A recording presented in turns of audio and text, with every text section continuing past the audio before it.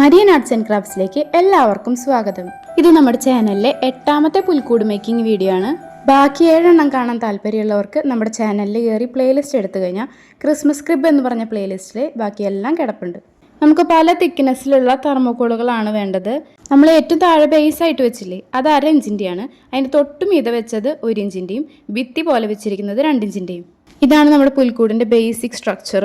നമ്മളിപ്പോൾ ഈ വെച്ചിരിക്കുന്ന പൊസിഷൻ ഒന്ന് മാർക്ക് ചെയ്ത് കൊടുക്കുന്നുണ്ട്. ഈ ഭിത്തി പോലെ വെച്ചിരിക്കുന്നതിൽ പുറകിൽ വെച്ചിട്ടുള്ളത് വലിയ ഷീറ്റും സൈഡിൽ വെച്ചിട്ടുള്ളത് ചെറിയ ഷീറ്റുമാണ്. ഇനി ആ വലിയ ഷീറ്റ് എടുത്തിട്ട് അതുമേ നമുക്ക് 2 ജനലയും ഒരു വലിയ വാതിലും വരയ്ക്കണം. ഞാൻ വാതിൽ വരച്ച് വന്നപ്പോൾ നൈസായിട്ടൊന്ന് പാളിപ്പോയി. എന്ത് ചെയ്യാനാ? ഒന്നും ചെയ്യാനില്ല, വേറെ പാൻ എടുക്കുക, വീണ്ടും വരയ്ക്കുക. സംഭവം ഒരു ഭിത്തിക്കാണെങ്കിലും നമ്മൾ 2 ടൈപ്പിലാണ് അത് പണിയണത്.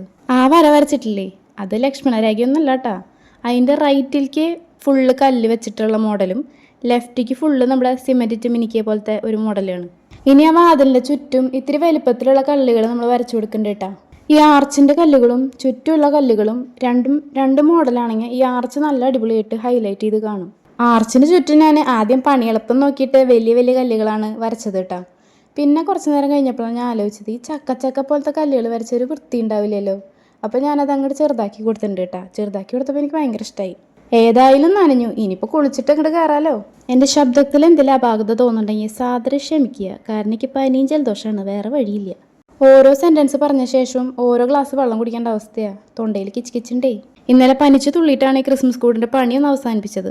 വയങ്ങി നിർത്തിക്കും മോളെ, നമുക്ക് പിന്നെ ചെയ്യാമെന്ന് വീട്ടുകാരെ. കുഴഞ്ഞു വീണാലും വേണ്ടില്ല, പുൽക്കൂട് പണി കഴിഞ്ഞേ ഉള്ളൂ എന്ന് ഞാനും. ഞാൻ നിങ്ങളോട് പറഞ്ഞിട്ടുണ്ടല്ലോ, പുൽക്കൂട് പണി എന്ന് പറഞ്ഞാൽ എനിക്ക് പ്രാന്താണ്. പുൽക്കൂട് പണി എന്നല്ല, ക്രാഫ്റ്റ് അങ്ങനത്തെ ഐറ്റംസ് ഒക്കെ ഭയങ്കര ഇഷ്ടമാണ്. ഇനി ലെഫ്റ്റിലത്തെ ആ ഭിത്തി ഉണ്ടല്ലോ, അതിലത് ഇടിമിന്നൽ പോലെ ഇങ്ങനെ ഒരു മാർക്ക് ചെയ്താണതേ, ഇടിഞ്ഞു വീഴാറായി കെട്ടിയിടാണ് ഞാൻ ഉദ്ദേശിച്ചത്. ഇനി നമുക്ക് ആ വാതിലും ജനലൊക്കെ അങ്ങോട്ട് കട്ട് ചെയ്തെടുക്കാം. കട്ടി കൂടിയ തെർമോക്കോളായതുകൊണ്ട് കട്ട് ചെയ്യാൻ കുറച്ച് മെനക്കെടുണ്ട്. വീട്ടിലുള്ള ആൾക്കാരെയൊക്കെ സഹായത്തിന് വിളിച്ചു കൂട്ടിയാൽ നമുക്ക് പണി കുറച്ച് എളുപ്പമുണ്ടാവും. കട്ട് ചെയ്യുമ്പോൾ അടിയിൽ വല്ല കാർഡ്ബോർഡോ ചട്ടയോ വെക്കാനായിട്ട് പ്രത്യേകം ശ്രദ്ധിക്കുക. അല്ലെങ്കിൽ കട്ട് ചെയ്ത് വല്ല മേശവരി അടിയിലത്തെ കട്ട് ചെയ്ത് കഴിഞ്ഞാൽ വീട്ടിലുള്ള ആൾക്കാരായിട്ട് വഴക്കുണ്ടാക്കിയാൽ അതിനൊന്നും ഞാൻ ഉത്തരവാദിയല്ല. പിന്നെ മാക്സിമം ഈ തെർമോക്കോൾമത്തെ പണിയൊക്കെ വീടിൻ്റെ ഉമ്മറത്തോ പുറത്തൊക്കെ ഇരുന്ന് ചെയ്ത് കഴിഞ്ഞാൽ വീടിൻ്റെ ഉള്ളിലേക്ക് അതിൻ്റെ പൊടിയൊന്നും ആവില്ല. ഇനി നമ്മുടെ റൈറ്റ് കോർണറിലുള്ള ഭാഗം നമുക്ക് കൈകൊണ്ട് പൊട്ടിച്ച് കളയാം. അത് കത്തി കൊണ്ട് കട്ട് ചെയ്യരുത്, ശരിക്കും കൈകൊണ്ട് പൊട്ടിച്ച് കളഞ്ഞാലാണ് ആ ഒരു ഇൻപെർഫെക്ഷൻ കിട്ടുള്ളൂ. എത്രയും വൃത്തികേടാക്കുന്നു അത്രയും ഭംഗി കൂടും. ഒരു സോപ്പും പൊടിയുടെ പരസ്യത്തിൽ പറയാൻ കേട്ടിട്ടില്ലേ, കറ നല്ലതാണ്, അതുപോലെ തന്നെ ഇവിടെയും വൃത്തികേടായാൽ അത്രയും നല്ലത്. കുളിപ്പിച്ച് അവസാനം കുട്ടീനെ ഇല്ലാണ്ടാക്കരുത് കേട്ടാ. ആവശ്യത്തിനൊക്കെ പൊളിക്കാവുള്ളൂ, മൊത്തത്തിൽ പൊളിച്ചെടുക്കരുത്. അപ്പം നമ്മുടെ ഈ ഭിത്തി സെറ്റായിട്ടുണ്ട് കേട്ടാ. ഇനി നമ്മുടെ ഇടിമിന്നൽ പാഞ്ഞ പോലത്തെ ഒരു ഭിത്തിയില്ലേ അവിടെ, ആ മിന്നലിൻ്റെ അപ്പുറത്ത് വെച്ചിട്ട് ഞാൻ കട്ട് ചെയ്തിട്ടുണ്ട് കേട്ടാ. എന്തിനാണ് വെറുതെ തെർമോക്കോൾ വേസ്റ്റ് ചെയ്യുന്നത്, ഇനിയും റീയൂസ് ചെയ്യാലോ. ഇനി ആ മിന്നലടിച്ച വരോട് ചേർത്ത് ഞാൻ കൈകൊണ്ട് ഇങ്ങനെ പിച്ചി കളയുന്നുണ്ട് കേട്ടാ. ഇവിടെ നമുക്ക് കൈകൊണ്ട് ഇങ്ങനെ പിച്ചി മതി മാത്രം പോരാട്ടാ, നമുക്ക് കുറച്ച് കട്ടിങ് പരിപാടി ഉണ്ട്. ഈ ചെത്തുകല്ലൊക്കെ അല്ലേ, വെട്ടുകല്ല് എന്നൊക്കെ പറയും, അതുപോലെയാണ് നമുക്ക് ഇവിടെ ക്രിയേറ്റ് ചെയ്യേണ്ടത്. കട്ട് ചെയ്യുകയാണെങ്കിലും ഒരുപാട് പെർഫെക്ഷനിലൊന്നും കട്ട് ചെയ്യേണ്ട. പെർഫെക്ഷനിൽ വന്നാൽ അത് ചെത്തി വൃത്തികേടാക്കണം. പിന്നെ ഇടയ്ക്ക് 2 ചെത്തുകല്ലൊക്കെ ഉള്ള രീതിക്ക് നടുക്ക് ഓരോ വെട്ടൊക്കെ ഇട്ട് കൊടുക്കാം. പിന്നെ കുറച്ച് ഇടിഞ്ഞ് വീഴ പോലത്തെ പിച്ചി മാന്തി ഇതൊക്കെ അങ്ങനെ തന്നെ കിടന്നോട്ടെ. ആ തെർമോക്കോളിൻ്റെ റൗണ്ട് ടെക്സ്ചർ ഇല്ലേ, അത് കാണരുത്. അവിടെ ഒന്ന് ചെത്തി കൊടുക്കണം. ബാക്കി നമുക്ക് പ്ലാസ്റ്റർ ഓഫ് പാരീസ് വെച്ച് വേണമെങ്കിൽ ഒന്ന് ടെക്സ്ചർ ചെയ്ത് കൊടുക്കാം. ഞാൻ എപ്പോഴും പറയാറുള്ളത് പോലെ തന്നെ തെർമോക്കോൾ കട്ടർ യൂസ് ചെയ്യുമ്പോൾ കൈമുറിയാതെ ശ്രദ്ധിക്കുക. നമ്മുടെ വീട്ടിലെ പുൽക്കൂട് പരിപാടിയൊക്കെ എന്തായി? നിങ്ങളെല്ലാവരും പുൽക്കൂട് പണിതുവോ, അതോ ക്രിസ്മസ് വെക്കേഷൻ തുടങ്ങിയിട്ട് പണിയാനാണോ? പുൽക്കൂട് പണി എന്ന് പറഞ്ഞപ്പോഴാണ് വേറൊരു കാര്യം ഓർമ്മ വന്നത്. നിങ്ങൾ ഈ ചാനൽ ഇതുവരെ സബ്സ്ക്രൈബ് ചെയ്തിട്ടില്ലെങ്കിൽ ഇഷ്ടമാവുകയാണെങ്കിൽ സബ്സ്ക്രൈബ് ചെയ്തോട്ടാ. നമ്മുടെ വീഡിയോ ഇഷ്ടമായെങ്കിൽ ലൈക്ക് ചെയ്യാനും ഷെയർ ചെയ്യാനും കമൻറ്റ് ചെയ്യാനും മറക്കരുത് കേട്ടാ. ഈ കല്ലുമത്തെ പരിപാടി ഞാൻ 3 രീതിക്ക് നിങ്ങൾക്ക് ചെയ്ത് കാണിച്ചു തരാം കേട്ടോ. ആദ്യത്തെ മെത്തേഡ് എന്ന് പറഞ്ഞു കഴിഞ്ഞാൽ ലെഫ്റ്റിൽ നിന്ന് ഇതുപോലെ ചെരിച്ച് കട്ട് ചെയ്യുക, റൈറ്റിൽ നിന്ന് ഇതുപോലെ ഒന്ന് ചെരിച്ച് കട്ട് ചെയ്യുക. അങ്ങനെ കട്ട് ചെയ്യുമ്പോൾ ആ നടുക്കിലത്തെ പീസ് നമുക്ക് പുറത്തേക്ക് പുൾ ഔട്ട് ചെയ്യാൻ പറ്റും. അപ്പോൾ അങ്ങനെ ഒരു ടെക്സ്ചർ ഫോം ചെയ്യാം, കണ്ടാ ഇതുപോലെ. രണ്ടാമത്തെ മെത്തേഡ് എന്ന് പറഞ്ഞാൽ ഇതുപോലെ ഒരു മരത്തിൻ്റെ പിടിയൊക്കെ ഉള്ള ഒരു പപ്പട കമ്പി എടുക്കുക. എന്നിട്ട് ഒരു ഇത്തിരി നേരം ഒന്ന് ചൂടാക്കുക. എന്നിട്ട് ഈ തെർമോക്കോളിൽ ഇതുപോലെ വരച്ചു കൊടുത്തു കഴിഞ്ഞാൽ അവിടെ ശരിക്കും ടെക്സ്ചർ വരും. മരത്തിൻ്റെ പിടിയുള്ള പപ്പട കമ്പി ഇല്ലെങ്കിലും കൈ ചൂടാവാതിരിക്കാൻ ശ്രദ്ധിക്കുക. എന്തെങ്കിലും തുണി കൂട്ടിപ്പിടിച്ചോ പേപ്പർ കൂട്ടിപ്പിടിച്ചോ ഒക്കെ ചെയ്യാവുന്നതാണ്. ഇനി മൂന്നാമത്തെ മെത്തേഡ് എന്ന് പറഞ്ഞു കഴിഞ്ഞാൽ സോൾഡറിങ് അയൺ വെച്ച് ചെയ്യുന്നതാണ്. എല്ലാവരുടെ വീട്ടിലും സോൾഡറിങ് അയൺ ഒന്നും ഉണ്ടാവില്ലല്ലോ, അത് കാരണം കൊണ്ടാണ് ഞാൻ ഈ മെത്തേഡ് കാണിച്ചു തന്നത്. കുട്ടികൾ കൂടുതലും ആദ്യത്തെ മെത്തേഡ് ട്രൈ ചെയ്യുന്നതാണ് നല്ലത്, അല്ലെങ്കിൽ പേരൻസിനോട് പറഞ്ഞിട്ട് മാത്രം ഈ മെത്തേഡ് പരീക്ഷിക്കാം. സോൾഡറിങ് അയൺ ചെയ്യുമ്പോൾ കൈ പൊള്ളാതിരിക്കാനും ഷോക്ക് അടിക്കാതിരിക്കാനും പ്രത്യേകം ശ്രദ്ധിക്കണേ. ഇനി സോൾഡറിങ് അയൺ വെച്ചിട്ട് ഈ കൽപ്പണി മാത്രമല്ല കേട്ടോ, ടെക്സ്ചറിങ്ങും ചെയ്യാൻ പറ്റും. നമ്മൾ കുറച്ച് വെട്ടുകല്ല് പണിതിട്ടിട്ടുണ്ടായിരുന്നില്ലേ, അതിങ്ങനെ ചെറുതായിട്ടൊന്ന് കുത്തി കുത്തി കൊടുത്തു കഴിഞ്ഞാൽ ആ വെട്ടുകല്ലിൻ്റെ ടെക്സ്ചർ ക്രിയേറ്റ് ചെയ്യാൻ പറ്റും. കല്ലുകളുടെ ഇടയിലുള്ള സെപ്പറേഷൻ കാണിക്കാനും എഡ്ജ് ക്രിയേറ്റ് ചെയ്യാനും എഡ്ജ് ഇല്ലാണ്ടാക്കാനും എല്ലാം യൂസ് ചെയ്യാൻ പറ്റും. നമ്മൾ ഈ പുൽക്കൂടൊക്കെ ഉണ്ടാക്കുമ്പോൾ നമ്മൾ അറിഞ്ഞിരിക്കേണ്ട ഒരു കാര്യമുണ്ട്. ആദ്യമായിട്ട് പുൽക്കൂട് ഉണ്ടാക്കിയ ആളാരാന്നറിയോ? നമ്മുടെ പ്രാഞ്ചിയുടെ സിനിമയിൽ പ്രാഞ്ചിയെ എന്ന് പറഞ്ഞിട്ടൊരു പുണ്യാളം വരുന്നില്ലേ, ആ പുള്ളിക്കാരനാണ്. ആന്നേ, സെൻറ്റ് ഫ്രാൻസിസ് അസീസി. പുള്ളിക്കാരൻ അന്ന് ഇറ്റലിയിലെ ഗ്രേസിയോ എന്ന് പറഞ്ഞ സ്ഥലമുണ്ട്, അവിടെയാണ് അത് ഉണ്ടാക്കിയത്. അതുണ്ടാക്കിയത് ഇന്നൊന്നല്ല കേട്ടാ, 1223 അപ്പം നമ്മളിത് ഇവിടെ ബേസിൻ്റെ മീതെ ഓരോന്നോരോന്നായിട്ട് ഇത് ഒട്ടിക്കാൻ പോവാണ് കേട്ടോ. ഗ്ലൂ ഗണ്ണാണ് ഞാനിവിടെ യൂസ് ചെയ്തിട്ടുള്ളത്. ഗ്ലൂ ഗൺ യൂസ് ചെയ്യുമ്പോൾ എത്രയും പെട്ടെന്ന് തേച്ച് എത്രയും പെട്ടെന്ന് ഒട്ടിക്കണം, അല്ലെങ്കിൽ അതിൻ്റെ ഗ്ലൂ നോൺ സ്റ്റിക്കി ആയി പോവും. ഇനി നമുക്ക് വേണ്ടത് കുറച്ച് ടൂത്ത് പിക്കാണ് കേട്ടോ. ഈ മീതത്തെ ഈ ചെമരില്ലേ, അത് നമ്മൾ ഗ്ലൂ ഗൺ വെച്ചല്ല ഒട്ടിക്കുന്നത്. അടിയിൽ ഇതുപോലെ ടൂത്ത് പിക്ക് കുത്തി കൊടുത്തു കഴിഞ്ഞാൽ അത് നമുക്ക് ഈ അടിയിലത്തെ ബേസുമേ ഫിക്സ് ചെയ്ത് കൊടുക്കാനായിട്ട് സാധിക്കും. ടൂത്ത് പിക്കിൻ്റെ ഷാർപ്പായിട്ടുള്ള ഭാഗമാണ് ഈ എക്സ്പോസ് ചെയ്ത് നിൽക്കുന്നത്, അതാണ് നമുക്ക് കുത്തി ഇറക്കേണ്ടത്. ഇപ്പം നമ്മൾ ആ ലൈൻ മാർക്ക് ചെയ്തത് എന്തിനാന്ന് മനസ്സിലായോ? കറക്റ്റായിട്ട് ടൂത്ത് പിക്ക് വെച്ച് നമുക്കിത് കുത്തി കൊടുക്കാനായിരുന്നു. അപ്പം നമ്മൾ പുണ്യാളിൻ്റെ കാര്യമല്ലേ പറഞ്ഞു നിർത്തിയത്. പുള്ളിക്കാരൻ അന്ന് പണിതത് ഒരു ഗുഹയുടെ മാതൃകയിലായിരുന്നു. സംഭവം നമ്മൾ പുൽക്കൂട് എന്നൊക്കെ പറയുന്നുണ്ടെങ്കിലും യേശു ജനിച്ച പുൽക്കൂട് ഗുഹയുടെ മാതൃകയിലുള്ളതാണ്. പുണ്യാളിന് ശേഷമാണ് എല്ലാവരും പുൽക്കൂട് ഉണ്ടാക്കാൻ തുടങ്ങിയത്. അതിനുശേഷം യൂറോപ്പിൽ എല്ലായിടത്തും പുൽക്കൂട് ഉണ്ടാക്കാൻ തുടങ്ങി. അങ്ങനെ യൂറോപ്പിൽ ഫേമസ് ആയിട്ടുള്ള ഒരു മോഡലാണ് ഇറ്റാലിയൻ ക്രിബ്. ഓരോ രാജ്യങ്ങളിലേക്ക് ചെല്ലുമ്പോഴും അവരുടെ കൾച്ചർ അനുസരിച്ച് പുൽക്കൂടിനെ രൂപാന്തരം പ്രാപിച്ചു. അങ്ങനെ പുൽക്കൂടിൻ്റെ കൾച്ചർ കേരളത്തിൽ സ്റ്റാർട്ട് ചെയ്തപ്പോൾ കേരളത്തിൽ നമ്മുടെ തൊഴുത്തുകളൊക്കെ പുല്ലുകൊണ്ട് മേഞ്ഞതും വൈക്കോലുകൊണ്ട് മേഞ്ഞതൊക്കെ ആണല്ലോ. അങ്ങനെയാണ് നമ്മുടെ കച്ചി പുൽക്കൂട് അല്ലെങ്കിൽ വൈക്കോല് കൊണ്ട് മേഞ്ഞ പുൽക്കൂട് ട്രെൻഡിങ് ആയത്. അപ്പം നമ്മുടെ പുൽക്കൂടിൻ്റെ ഫ്രണ്ടിൽ ഒരു സ്റ്റെപ്പ് അടിക്കാൻ വേണ്ടിയിട്ട് ഈ ഒരു പീസ് നമ്മൾ കട്ട് ചെയ്ത് കളയുന്നുണ്ട്. അങ്ങനെ കളയൊന്നും വേണ്ട, ഈ പീസുകൾ നമുക്ക് ഇനി ആവശ്യമുണ്ട്. നമ്മൾ കട്ട് ചെയ്തപ്പോൾ അവിടെ കറക്റ്റ് ഒരു എഡ്ജ് ഫോം ചെയ്തില്ലേ, അങ്ങനെ വരാൻ പാടില്ല. ഞാൻ പറഞ്ഞില്ലേ, വൃത്തികേടാവണതാണ് ഏറ്റവും നല്ല വൃത്തി. അപ്പോൾ നമ്മൾ അതിൻ്റെ സൈഡൊക്കെ ഒന്ന് ചെത്തി വൃത്തികേടാക്കി കൊടുക്കുന്നുണ്ട്. ഇനി മൊത്തം പ്ലാസ്റ്റർ ഓഫ് പാരീസിൻ്റെ ആറാട്ടാണ് കേട്ടോ. ലൂസ് കൺസിസ്റ്റൻസിയിൽ ഇത് കലക്കിയിട്ട് നമ്മളൊരു ബ്രഷ് വെച്ചിട്ടാണ് തേച്ച് കൊടുക്കുന്നത്. തേച്ച് കൊടുക്കുമ്പോൾ ഒരു പ്രത്യേകം ശ്രദ്ധിക്കേണ്ടത്, നമ്മൾ ഉണ്ടാക്കി വെച്ചിട്ട് ടെക്സ്ചർ മൂടി പോകാൻ പാടില്ല. സോഫ്റ്റായ ബ്രസ്റ്റിൽസ് ഉള്ള ബ്രഷ് ഉപയോഗിക്കാതിരിക്കുക, ഇച്ചിരി ഹാർഡായ ബ്രഷാണ് നല്ലത്. അപ്പം നമ്മൾ സോൾഡറിങ് അയൺ വെച്ച് ചെയ്തിട്ടുള്ള ടെക്സ്ചറിങ് ഒന്നും മൂടി പോവാതെ വൃത്തിക്ക് നമുക്ക് ചെയ്യാനായിട്ട് സാധിക്കും. ഈ പുൽക്കൂട് മൊത്തം നമ്മൾ ഈ ബ്രഷ് വെച്ചിട്ടല്ല പ്ലാസ്റ്റർ ഓഫ് പാരീസ് അടിക്കാൻ പോകുന്നത്. നമ്മൾ ഓൾറെഡി ചെയ്ത് വെച്ചിട്ടുള്ള ടെക്സ്ചറിങ് നഷ്ടപ്പെടാതിരിക്കാൻ വേണ്ടിയിട്ട് ഒരു thin layer of plaster of Paris മാത്രമേ ആ ഭാഗങ്ങളിൽ ആവശ്യമുള്ളൂ. അവിടെ മാത്രമാണ് നമ്മൾ ബ്രഷ് അപ്ലൈ ചെയ്യുള്ളൂ. ബാക്കി എല്ലായിടത്തും നമ്മൾ കൈകൊണ്ട് തേച്ച് പിടിപ്പിക്കുകയാണ് ചെയ്യുന്നത്. പ്ലാസ്റ്റർ ഓഫ് പാരീസ് യൂസ് ചെയ്യുമ്പോൾ എപ്പോഴും ഒരു ഗ്ലൗസ് യൂസ് ചെയ്യാനായിട്ട് ശ്രദ്ധിക്കുക. എൻ്റെ കയ്യിൽ ആകെ ഒരു ഗ്ലൗസ് ഉണ്ടായിരുന്നുള്ളൂ, അതുകൊണ്ട് ലെഫ്റ്റ് ഹാൻഡിൽ ഇടാനായിട്ട് എൻ്റെ കയ്യിൽ ഉണ്ടായിരുന്നില്ല. കയ്യിൽ പ്ലാസ്റ്റർ ഓഫ് പാരീസ് ആയി കഴിഞ്ഞ് കഴിഞ്ഞാൽ ചിലർക്ക് അതിൻ്റെ അലർജി ഉണ്ടാവാറുണ്ട്, അതുകൊണ്ടാണ് ഞാൻ അങ്ങനെ പറയുന്നത്. പിന്നെ പ്ലാസ്റ്റർ ഓഫ് പാരീസിൽ വർക്ക് ചെയ്യുമ്പോൾ നമ്മൾ സ്പീഡിൽ ചെയ്ത് തീർക്കണം. അല്ലെങ്കിൽ നമുക്ക് അപ്പം ആവശ്യമുള്ളത് മാത്രം കലക്കി വെക്കുക, അല്ലെങ്കിൽ മൊത്തം കലക്കി വെച്ച് കഴിഞ്ഞ് കഴിഞ്ഞാൽ അത് പെട്ടെന്ന് കട്ട പിടിച്ച് പോകും. നമ്മൾ ഒരു സൈഡിൽ നിന്ന് വർക്ക് ചെയ്ത് വരുമ്പോഴേക്കും പ്ലാസ്റ്റർ ഓഫ് പാരീസ് അവിടെ സെറ്റായിട്ടുണ്ടാവും. എന്നാൽ ഏതായാലും കുറച്ച് സെറ്റായതല്ലേ, കുറച്ച് ഡൈല്യൂട്ട് ചെയ്തേക്കാമെന്ന് വിചാരിച്ചേ കുറച്ച് വെള്ളം എടുത്ത് ഒഴിച്ച് കഴിഞ്ഞാൽ പിന്നെ അത് ചിലപ്പോൾ സെറ്റായിന്നേ വരില്ല. കാരണം അതിൻ്റെ കെമിക്കൽ പ്രോപ്പർട്ടി നഷ്ടപ്പെടും. Chemical property.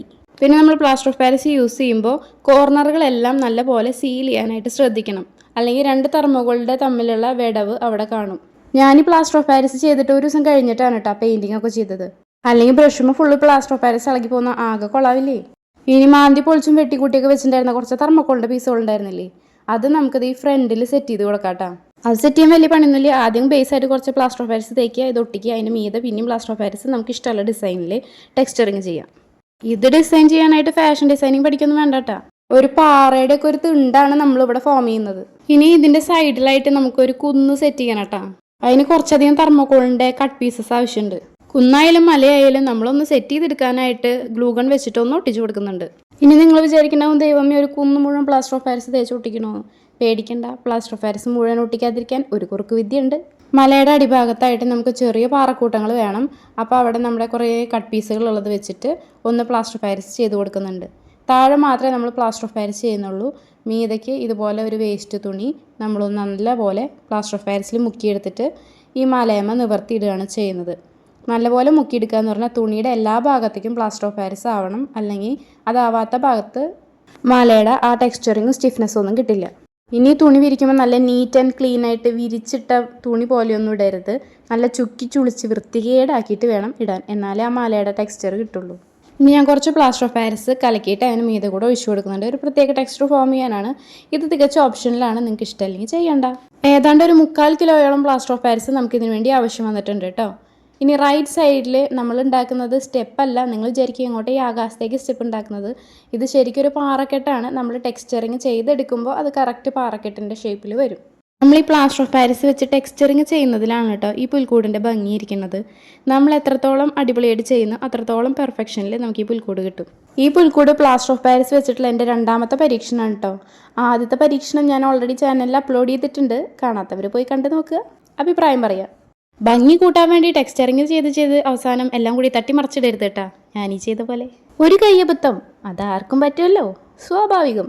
പ്ലാസ്റ്റർ ഓഫ് പാരിസിന് ഒരു കുറവ് വേണ്ടാന്ന് വെച്ചിട്ട് ആവശ്യത്തിനെടുത്ത് തേച്ചിട്ട് പിന്നെ ഞാൻ ഒട്ടിക്കുന്നുണ്ട്. എന്തെങ്കിലും ഒന്ന് തുടങ്ങി വെച്ചാൽ അത് പകുതി വെച്ച് നിർത്തണ പരിപാടിക്ക് ഇഷ്ടമല്ല. ഞാൻ പിന്നെ അതിമേ തന്നെ ടെക്സ്ചറിങ് ചെയ്യുന്നുണ്ട്. എല്ലായിടത്തും കുന്നുമലയൊക്കെ ഉണ്ട്, പിന്നെ ഇവിടെ മാത്രം എന്തിനാ പ്ലെയിൻ ആയിട്ട് വെക്കണേ? അവിടെയും വെച്ചൊരു കുഞ്ഞൊരു കഷ്ണം, അവിടെയും ചെയ്തൊരു ടെക്സ്ചറിങ്. ഇരിക്കട്ടേന്നേ, എല്ലാം കൂടി ഒരു ലുക്കാവണ്ടേ. ഈ പെയിന്റിങ്ങിനായിട്ട് നമുക്ക് blue, golden yellow, red, burn amber, പിന്നെ വൈറ്റ്, ഇത്രയും കളേഴ്സ് വേണം. 5 കളേഴ്സ് ഈക്വൽ എമൗണ്ടിൽ മിക്സ് ചെയ്തിട്ടാണ് നമ്മൾ ബ്രൗൺ ഉണ്ടാക്കാൻ പോണത്. ആ ബ്ലൂവിൻ്റെയും യെല്ലോൻ്റെയും നടുക്ക് ഒരു സ്കിൻ കളർ എടുക്കണില്ലേ, അത് ക്യാപ്പിച്ചീനോ ബ്രൗൺ എന്ന് പറഞ്ഞ കളറാണ്. അത് നമുക്ക് ആവശ്യമുണ്ട്. അപ്പോൾ നമുക്ക് ബ്രൗൺ കിട്ടുന്നത് വരെ നമുക്ക് യെല്ലോയും ബ്രൗണും കുറച്ച് കൂടുതൽ ചേർക്കുന്നുണ്ട്. വൈറ്റും റെഡും ബ്ലൂവും ഒരുപാട് ചേർക്കരുത്, അത് ഒരു വയലറ്റ് കളറിലേക്കാണ് പോവുക. ഇത് കളർ മിക്സിംഗ് ആണ്. വൈറ്റ് ചേർക്കും തോറും നമ്മുടെ ബ്രൗണ് ലൈറ്റായി വരും. യെല്ലോ ചേർക്കും തോറും ഒരു വാം കളറിലേക്കാണ് അത് കിടക്കുക. അപ്പോൾ നമുക്ക് ആവശ്യമുള്ള ഒരു കളർ കിട്ടിയിട്ടുണ്ട്. ബ്രൗണിൻ്റെ തന്നെ ഒരു സ്കിൻ ടോൺ ഷെയ്ഡാണത്. ഇനി നമുക്ക് വേണ്ടത് കുറച്ച് ഡാർക്ക് ബ്രൗൺ ആണ്. അപ്പോൾ ഡാർക്ക് ബ്രൗൺ ഉണ്ടാക്കുമ്പോൾ നമ്മൾ ബ്രൗൺ കുറച്ചധികം ചേർക്കുന്നുണ്ട്, യെല്ലോയും കുറച്ചധികം ചേർക്കുന്നുണ്ട്, വൈറ്റ് അധികം ചേർക്കണ്ട. ആ ചെമ്പരുമ്പ കാണുന്നതൊക്കെ എൻ്റെ പരീക്ഷണമാണ് കേട്ടോ. ഉണ്ടാക്കി വെച്ച ഓരോ കളറ് ഞാൻ ഒന്ന് പരീക്ഷിച്ച് നോക്കിയതാണ്. ഇനിയിപ്പോൾ നമ്മൾ പെയിൻറ്റ് ചെയ്യുന്നത് ക്യാപ്പിച്ചീനോ ബ്രൗൺ എന്ന് പറഞ്ഞിട്ടുള്ള ഷെയ്ഡാണ്. വളരെ ലൈറ്റായിട്ടുള്ള സ്കിൻ ടോൺ ഷെയ്ഡാണത്. അതിൽ കുറച്ച് വെള്ളം ചേർത്തിട്ട് നമ്മളിതുപോലെ ബേസ് കോട്ടായിട്ട് അടിച്ചു കൊടുക്കുന്നുണ്ട്. ഇനി ഓരോ ബ്രിക്കുമ്മി നമുക്ക് ഓരോ കളറാണ് ചേർത്ത് കൊടുക്കേണ്ടത്, ഓരോ ഷെയ്ഡിങ്ങിൽ. കുറച്ച് ഇടവിട്ടിട്ടുള്ള ഓരോ ബ്രിക്കുമ്മിയാണ് നമ്മൾ ഡാർക്ക് കളർ പെയിൻറ്റ് ചെയ്ത് കൊടുക്കുന്നത്. ഒരുപാട് അടുപ്പിച്ച് ഡാർക്ക് കളർ പെയിൻറ്റ് ചെയ്ത് കൊടുക്കരുത്. ഇതിൽ തന്നെ നോക്കിയാൽ കാണാം 2, 3, 4 തരം ഷെയ്ഡുകളുണ്ട്. അത് ഈ ബ്രൗൺ കളേഴ്സ് അങ്ങോട്ടും ഇങ്ങോട്ടൊക്കെ മിക്സ് ചെയ്തിട്ട് ഉണ്ടാക്കുന്നതാണ്.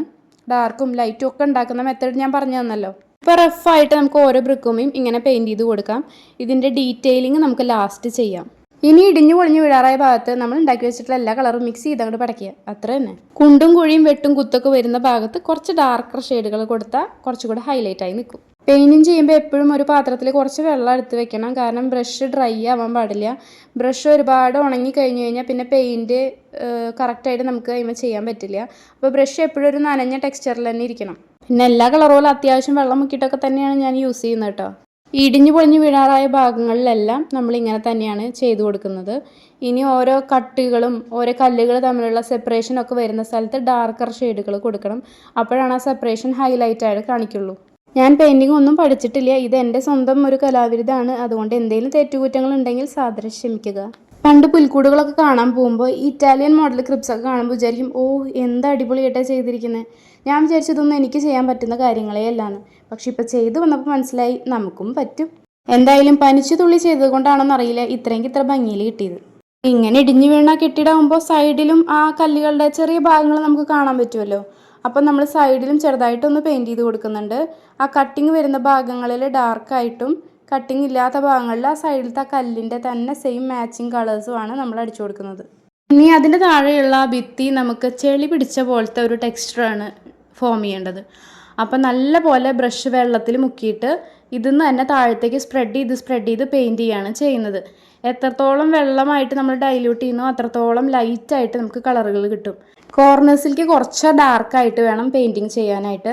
നമുക്കറിയാലോ, നമ്മുടെ വീടുകളിലാണെങ്കിലും പൊടി കൂടുതൽ പിടിക്കുക കോർണേഴ്സിലാണ്. അപ്പോൾ അവിടെ കുറച്ച് ഡാർക്കാക്കിയിട്ട് നമ്മൾ പെയിൻറ്റ് ചെയ്ത് കൊടുക്കുക, വെള്ളം ചേർത്ത് ഡൈല്യൂട്ട് ചെയ്ത് മീതയ്ക്കൊക്കെ സ്പ്രെഡ് ചെയ്യുക.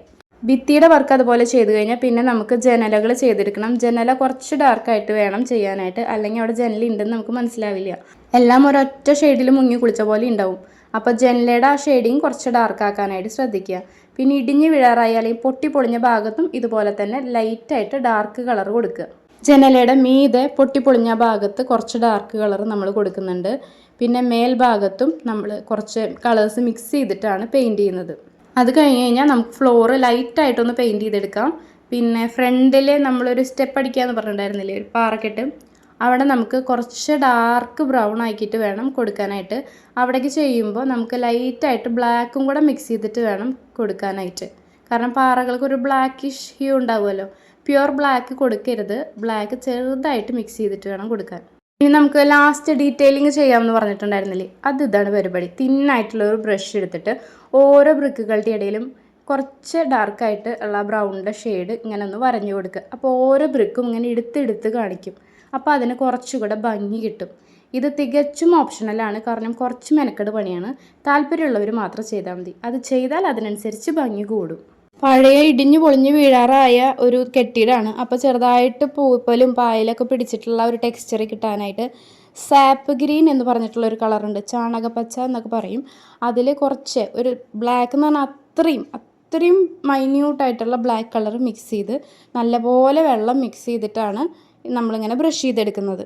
വളരെ ഡൈല്യൂട്ട് ചെയ്തിട്ടേ നമ്മൾ ഈ ബ്രഷിങ് ചെയ്യാൻ പാടുള്ളൂ, അല്ലെങ്കിൽ പണി പാളും. ഇത്രയും കഴിഞ്ഞ് കഴിഞ്ഞാൽ നമ്മുടെ ബിൽഡിങ്ങിലത്തെ പെയിൻറ്റിങ് കഴിഞ്ഞു. പിന്നെ നമുക്ക് ചെയ്യാനുള്ളത് വലിയൊരു കുന്നാണ്. കുന്ന് ചെയ്യാൻ ഭയങ്കര എളുപ്പമാണ്. ഈ വീട് ചെയ്തത്ര ടാസ്ക് ഒന്നുമില്ല. എല്ലാ കളറും കൂടി മിക്സ് ചെയ്ത് വാരിയ പൊത്തുക. കുറച്ച് ബ്ലാക്കും ഡാർക്ക് ബ്രൗണും അധികം നിൽക്കണം. ഇടയ്ക്ക് വേണമെങ്കിൽ കുറച്ച് പായലും പൂപ്പലും ഒക്കെ ആവാം. ഇതിപ്പോൾ വെള്ളം കുറഞ്ഞാലും കൂടിയാലും ഒന്നും വിഷയമല്ല, കാരണം കുന്നാണ്. എത്രയും വൃത്തികേടാവുന്നോ അത്രയും നല്ല ടെക്സ്ചറിങ് അതിന് കിട്ടും. ഇനി നമുക്ക് ചെയ്യാനുള്ളത് നമ്മുടെ പുൽക്കൂടിൻ്റെ തറഭാഗമാണ്. അവിടെ നമ്മുടെ ചാണകവും വൈക്കോലും എല്ലാം കൂടെ മിക്സ് ചെയ്തിട്ടുള്ള ഒരു ടെക്സ്ചർ ആയതുകൊണ്ട് നമ്മുടെ യെല്ലോ ഓക്രേ എന്ന് പറഞ്ഞിട്ടുള്ള കളറും കൂടെ ഞാനതിൽ ചേർക്കുന്നുണ്ട്. പിന്നെ കുറച്ച് പായലും പൂപ്പലൊക്കെ ഉള്ള പോലത്തെ കളേഴ്സും നമ്മൾ മിക്സ് ചെയ്ത് വെച്ച എല്ലാ കളേഴ്സും കുറച്ച് ഡൈല്യൂട്ട് ചെയ്തിട്ട് വെച്ച് തേക്കുക. കാല് കുഴിച്ചിടാനായിട്ട് ഞാൻ ഗ്ലൂഗൺ വെച്ചപ്പോൾ അതവിടെ ഫിക്സ് ആവുന്നുണ്ടായിരുന്നില്ല. അപ്പോൾ അത് കാരണം കൊണ്ട് ഞാൻ സോൾഡറിങ് അയൺ വെച്ചിട്ട് 4 ഹോൾ അടിച്ചിട്ട് അതിലാണ് ഈ കമ്പ് കുഴിച്ചിടുന്നത്. ഇനി അതവിടെ ഫിക്സ് ചെയ്യാനായിട്ട് കുറച്ച് പ്ലാസ്റ്റർ ഓഫ് പാരിസ് തേച്ച് കൊടുക്കുന്നുണ്ട്. പ്ലാസ്റ്റർ ഓഫ് പാരിസിൻ്റെ പരിപാടിയൊക്കെ കഴിഞ്ഞല്ലോ വെച്ചിട്ട് ആ ഗ്ലൗസ് അങ്ങോട്ട് ഊരി കളഞ്ഞു. അപ്പോൾ എന്തുണ്ടായേ, അവസാനം പണി കിട്ടി. ഇനി ഗ്ലൂഗൺ വെച്ചിട്ട് നമ്മുടെ ചുള്ളിക്കമ്പുകൾ സെറ്റ് ചെയ്ത് കൊടുക്കാം. ചുള്ളിക്കമ്പ് ഒരുപാട് ഫ്രണ്ടിക്ക് ഇത്ര തള്ളിച്ച വേണ്ട കേട്ടോ, ഞാനത് ലാസ്റ്റ് കട്ട് ചെയ്ത് കളയുന്നുണ്ട്. അതിൻ്റെ ശേഷം നമുക്ക് മേൽക്കൂര സെറ്റ് ചെയ്യാം. മേൽക്കൂര നമ്മൾ മരത്തൊലിയാണ് ഒട്ടിച്ചു കൊടുക്കുന്നത്. കുറച്ച് പുറത്തേക്ക് ഇങ്ങനെ തള്ളി നിൽക്കുന്ന പോലെ വേണം മരത്തൊലി ഒട്ടിക്കാനായിട്ട്. കറക്റ്റ് ആ വടിയുടെ ഒപ്പമല്ല നിൽക്കേണ്ടത്. ഇനി നമുക്ക് പുൽത്തൊട്ടി സെറ്റ് ചെയ്യാം. ഇത് പശുക്കൾക്കൊക്കെ പുല്ല് തിന്നാനായിട്ടുള്ള തൊട്ടിയാണ്. അപ്പോൾ ഇതുപോലെ കമ്പുകൾ സൈഡിൽ ഒട്ടിച്ചു കൊടുത്തിട്ട് ഉള്ളിൽ നമുക്ക് വൈക്കോലാണ് ഇട്ട് കൊടുക്കേണ്ടത്. വൈക്കോല് കിട്ടാനില്ലാത്തത് കൊണ്ട് കുറച്ച് ഉണക്ക പുല്ല് ഞാൻ വെട്ടിയിട്ട് വൈക്കോലിൻ്റെ അതേ ലുക്ക് തന്നെയാണ് കേട്ടോ ഉള്ളിൽ ഇട്ട് കൊടുത്തിട്ടുണ്ട്. കുറച്ച് അവിടെ ഇവിടെയൊക്കെ പൊക്കോട്ടെ, കുഴപ്പമില്ല. ഇനി ആ പ്ലാസ്റ്റർ ഓഫ് പാരിസ് കാണാതിരിക്കാനായിട്ട് കുറച്ച് വൈക്കോൽ ഇങ്ങനെ വെട്ടിയിട്ട് സൈഡിലൊക്കെ ഇട്ട് കൊടുക്കുന്നുണ്ട്. അത് പ്ലാസ്റ്റർ ഓഫ് പാരിസ് ഹൈഡ് ചെയ്യാനും നല്ലതാണ്, ഒരു നാച്ചുറാലിറ്റി കിട്ടാനും നല്ലതാണ്. ഇനി പശുക്കൾക്കൊക്കെ വെള്ളം വെച്ച് കൊടുക്കുന്ന കാടിപ്പാത്രം കണ്ടിട്ടുണ്ടോ, അതാണ് ഉണ്ടാക്കാൻ പോകുന്നത് കേട്ടോ. കോഴിമുട്ടയൊക്കെ മേടിക്കുമ്പോൾ കിട്ടുന്ന ആ ട്രേയില്ലേ, അത് വെച്ചിട്ടാണ് അത് ഉണ്ടാക്കിയിട്ടുള്ളത്. ഇനി പോപ്സിക്കിൾസ് അല്ലെങ്കിൽ ഐസ്ക്രീമിൻ്റെ കോല് എന്നൊക്കെ പറയും. അതെടുത്തിട്ട് ഇതുപോലെ നീളത്തിൽ 6 കോലുകളും ചെറിയ 6 കോലുകളും നമ്മൾ കട്ട് ചെയ്ത് വെക്കണം. അതിൽ 3 വെച്ചിട്ട് ഒട്ടിച്ചെടുക്കണം. നമ്മൾ ബോക്സ് ഷേപ്പിൽ ഉണ്ടാക്കാനാണ്. ഇതൊരു ബോക്സ് ഷേപ്പിൽ നമ്മൾ ഒട്ടിച്ചെടുത്ത ശേഷം നമുക്ക് അടിഭാഗം കൂടെ കവർ ചെയ്ത് കൊടുക്കണം. അതും പോപ്സിക്കിൾ കട്ട് ചെയ്തിട്ട് തന്നെയാണ് ഞാൻ ഒട്ടിക്കുന്നത്. ഇതിൻ്റെ വർക്ക് കഴിഞ്ഞ് കഴിഞ്ഞാൽ നമുക്ക് ഇനി ഇതൊന്ന് പെയിൻറ്റ് ചെയ്തെടുക്കണം. പെയിൻറ്റ് ചെയ്യാനായിട്ട് ഞാൻ യൂസ് ചെയ്യുന്ന കളേഴ്സ് എന്ന് പറയുന്നത് ബേൺഡ് അംബറും ഡാർക്ക് ബ്രൗണും കൂടി മിക്സ് ചെയ്തിട്ടാണ്. കാരണം നമുക്ക് ഈ കാടിപ്പാത്രവും ഒക്കെ ഒരു വൃത്തിയായിട്ടൊരു കളറിലുണ്ടാവുക. ആ കളറിനോട് സ്യൂട്ടായിട്ട് വേണം നമ്മൾ ചെയ്യാനായിട്ട്. ഇത് പെയിൻറ്റ് ചെയ്യാനായിട്ട് നമ്മൾ കളർ മിക്സിങ് പഠിക്കേണ്ട കാര്യമില്ല. അങ്ങനെ ഇങ്ങനെയൊക്കെ വാരി തേക്കുക, അത്ര തന്നെ. ആകെ വൃത്തികേടായിട്ടുള്ളൊരു പാത്രം, അത്രയേ ഉള്ളൂ. പിന്നെ ബോക്സ് പെയിൻറ്റ് അടിക്കുമ്പോൾ ശ്രദ്ധിക്കാനുള്ളത് വെള്ളം നല്ലപോലെ ഡൈല്യൂട്ട് ചെയ്തിട്ട് വേണം പെയിൻറ്റ് ചെയ്യാനായിട്ട്. കാരണം ഇത്രയും കളർ കട്ടിക്ക് നമുക്ക് അതിന് അടിച്ചു കൊടുക്കേണ്ട കാര്യമില്ല. അപ്പോൾ ആ മരത്തിൻ്റെ ആ ടെക്സ്ചർ പോയി കിട്ടും. ഈ മരത്തിൻ്റെ ടെക്സ്ചർ ഓൾറെഡി പോപ്സിക്കിളിനുണ്ട്. അതിലൊന്ന് വൃത്തികേടാക്കാൻ വേണ്ടി മാത്രമാണ് നമ്മൾ ഈ 2 കളറൊന്ന് മിക്സ് ചെയ്തിട്ട് അടിച്ചു കൊടുക്കുന്നത്. ഇത് കഴിഞ്ഞ് കഴിഞ്ഞാൽ നമുക്ക് ഓരോന്നായിട്ട് സെറ്റ് ചെയ്യാം. സെറ്റ് ചെയ്യുമ്പോൾ നമ്മൾ കുറച്ച് വൈക്കോൽ കെട്ടൊക്കെ ഉണ്ടാക്കിയിട്ടുണ്ടായിരുന്നു. അതൊന്നുമില്ല, കുറച്ച് ഉണക്കപ്പുല്ല് എടുത്തിട്ട് അതിൻ്റെ നടുക്കൂടെ ചാക്കച്ചരടി കെട്ടുക. അങ്ങനെ ചെറുതും വലുതുമായ കുറേ കറ്റകൾ ഉണ്ടാക്കി വെക്കുക. വൈക്കോൽ കെട്ടുകൾ നമ്മൾ അങ്ങനെ ഇങ്ങനെയൊക്കെ ഇട്ട് കൊടുക്കുന്നുണ്ട് കുറച്ച് കേട്ടോ. പിന്നെ നമുക്ക് വേണ്ടത് ചുള്ളിക്കമ്പുകൾ നടുക്ക് ചാക്കച്ചരടി വെച്ച് കെട്ടിയിട്ടുള്ള കുഞ്ഞു വിറക് കെട്ടുകളാണ് കേട്ടോ. അതിനുശേഷം നമുക്ക് കാടിപ്പാത്രം ഫില്ല് ചെയ്യണം. അത് നമ്മുടെ ഗ്ലൂഗൺ വെച്ചിട്ട് ജസ്റ്റ് ഒന്ന് നിറച്ച് കൊടുത്താൽ മതി. ഗ്ലൂ ആണ് അതിനകത്ത് മുഴുവനും. അതിനുശേഷം താഴെ ഗ്ലൂഗൺ വെച്ചിട്ട് തന്നെ ഒന്ന് ഒട്ടിച്ചു കൊടുക്കുന്നുണ്ട്. ഇനി ഈ വെക്കുന്ന ഈ കുടങ്ങളൊക്കെ ഞാൻ കഴിഞ്ഞ ഇറ്റാലിയൻ ക്രിബ് ഉണ്ടാക്കുന്നതിൽ ഉണ്ടാക്കി വെച്ചിട്ടുള്ളതാണ്. ഡീറ്റെയിലിംഗ് ചെയ്യാൻ വേണ്ടി ഞാൻ വെറുതെ എടുത്ത് വെച്ചതാണ്. ഇതുണ്ടാക്കുന്നത് എങ്ങനെയാണെന്ന് പഠിക്കണമെങ്കിൽ നമ്മുടെ കഴിഞ്ഞ ഇറ്റാലിയൻ ക്രിബിൻ്റെ വീഡിയോ ഒന്ന് കണ്ടാൽ മതി. ഇനി കുറച്ച് പുല്ല് കട്ട് ചെയ്തിട്ട് നമുക്ക് അവിടെ ഇവിടെയൊക്കെ വെതറിയിടാം. ഇനി നമുക്ക് രൂപങ്ങൾ ഓരോന്നോരോന്നായിട്ട് എടുത്തു വെക്കാം. ഔസേപിതാവിനെയും മാതാവിനെയും ഉണ്ണീശോനെയൊക്കെ വെക്കുന്നുണ്ട്. പിന്നെ സൈഡിൽ പശുവിനെയും ഒരു കഴുതയൊക്കെ ഉണ്ടായിരുന്നു സെറ്റിൽ, അപ്പോൾ അതിനൊക്കെ എടുത്ത് വെക്കുന്നുണ്ട്. ഒരു പശുക്കിടാവുണ്ട്. പിന്നെ നമ്മുടെ ആട്ടിടയനാണ് ഉദ്ദേശിച്ചത്. ആട്ടിടയനെ എടുത്ത് വെക്കുന്നുണ്ട്. പിന്നെ ആടുകളെ അവിടെ ഇവിടെയൊക്കെ കൊണ്ടുവയ്ക്കുന്നുണ്ട്. പിന്നെ മാലാഖേനെ മീതെ കയറ്റി വെക്കുന്നുണ്ട്. സൈഡിൽ രാജാക്കന്മാരിങ്ങനെ വരുന്ന പോലെ വെക്കുന്നുണ്ട്. ഒരു ഉണങ്ങിയ മരത്തിൻ്റെ ഫീല് കിട്ടാനായിട്ട് ഒരു ചുള്ളിക്കമ്പ് സൈഡിൽ വെച്ച് കൊടുക്കുന്നുണ്ട്. പിന്നെ സൈപ്രസിൻ്റെ ചില്ലകൾ കിട്ടുകയാണെങ്കിൽ ഇങ്ങനെ സൈഡിലൊക്കെ ഒന്ന് ഒട്ടിച്ചു കൊടുത്താൽ നല്ല ഭംഗിയുണ്ടാവും. വീഡിയോ ഇഷ്ടമായെങ്കിൽ നമ്മുടെ ചാനൽ സബ്സ്ക്രൈബ് ചെയ്യാനും ലൈക്ക് ചെയ്യാനും കമൻറ്റ് ചെയ്യാനും മറക്കരുത് കേട്ടോ. അപ്പം നമുക്ക് ഫൈനൽ ലുക്ക് കണ്ടാലോ.